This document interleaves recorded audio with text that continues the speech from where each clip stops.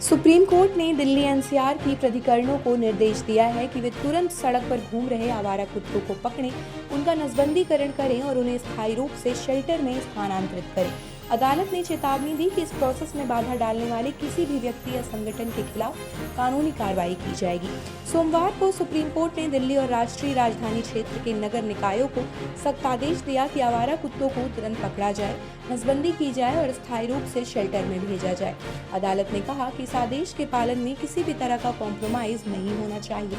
अदालत ने साफ किया कि यदि कोई व्यक्ति या संगठन इस प्रक्रिया का विरोध करता है तो उसके खिलाफ कार्रवाई की जाएगी।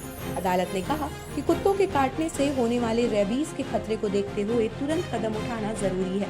जस्टिस जेबी पर्दीवाला और जस्टिस आर महादेवन की बेंच ने कहा, एनसीटी दिल्ली, एमसीडी, एनएमडीसी को जल्द से जल्द सभी इलाकों, खासकर सेंसिटिव क्षेत्रों और शहरों से आवारा कुत्तों को उठाना शुरू करना चाहिए। कैसे करना है ये प्राधिकरणों पर निर्भर है। अगर इसके लिए एक विशेष बल बनाना पड़े तो तुरंत बनाया जाए। ये पहला और सबसे महत्वपूर्ण कदम होना चाहिए ताकि सभी इलाकों को आवारा कुत्तों से मुक्त किया जा सके। अदालत ने इसे एक सीरियस सिचुएशन बताते हुए कहा, इस कार्य में किसी भी तरह का समझौता नहीं होना चाहिए। अदालत ने ये भी चेतावनी दी, यदि कोई व्यक्ति या संगठन आवारा कुत्तों को पकड़ने या उन्हें घेरने के काम में बाधा डालेगा तो हम उसके खिलाफ कार्रवाई करेंगे। बेंच ने यह भी कहा कि यह आदेश हमारे स्वार्थ के लिए नहीं बल्कि जनता के हित में, और इसमें किसी भी तरह की भावनाओं को शामिल नहीं किया जा सकता। किसी भी कीमत पर शिशु और छोटे बच्चे रेबीज के शिकार ना हो। कार्रवाई ऐसी होनी चाहिए कि लोग बिना डर के फ्री तरीके से घूम सके। पिछले महीने जुलाई के अंत में सुप्रीम कोर्ट ने अपने आप सुओ मोटो एक रिपोर्ट पर संज्ञान लिया था, जिसमें दिल्ली और आसपास के इलाकों में स्ट्रीट डॉग्स के काटने से रेबीज के मामलों और मौतों में खासकर बच्चों और बुजुर्गों में तेज बढ़ोतरी की बात की गई थी।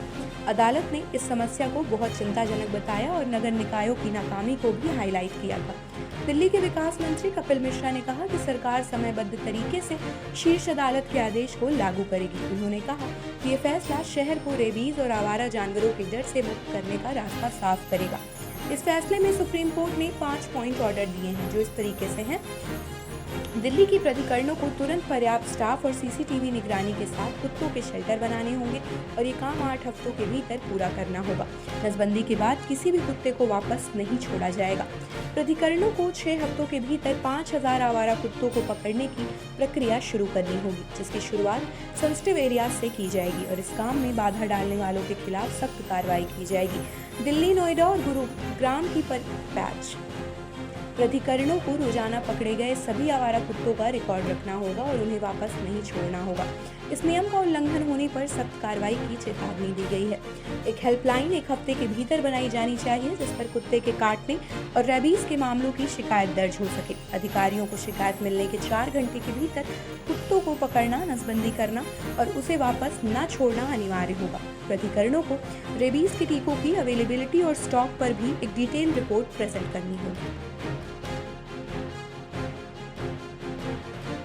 आप देख रहे हैं सौगंध टीवी, सौगंध वतन की।